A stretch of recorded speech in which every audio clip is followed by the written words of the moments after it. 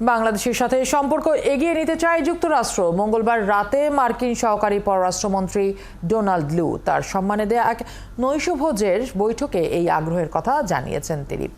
নৈশভোজ শেষে সাংবাদিকদের এসব কথায় জানিয়ে তিনি বলেন, প্রধানমন্ত্রীর বেসরকারি ও শিল্প বিষয়ক বিনিয়োগ উপদেষ্টা সালমান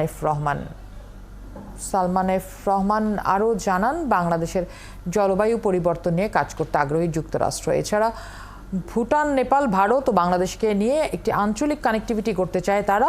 বৈঠকে লু বলেন, বাংলাদেশের প্রধানমন্ত্রীর মতো যুক্তরাষ্ট্র ফিলিস্তিনের স্থায়ী যুদ্ধবিরতি চায়। গুলশানে সালমান এফ রহমানের বাসভবনে আয়োজিত ওই নৈশভোজে আইনমন্ত্রী আনিসুল হক, বাণিজ্য প্রতিমন্ত্রী আহসানুল ইসলাম টিটো, তথ্য প্রতিমন্ত্রী মোহাম্মদ আরাফাত সহ বিভিন্ন পর্যায়ের রাজনীতিক, অর্থনীতিবিদ ও সরকারি কর্মকর্তারা উপস্থিত ছিলেন। আজ লুর পররাষ্ট্রমন্ত্রী হাসান মাহমুদের সাথে বৈঠকের কথা রয়েছে। আমাদের সম্পর্কটা তারা আরো ভালো করতে চান, ওনারা যে কথাটা বলেছেন।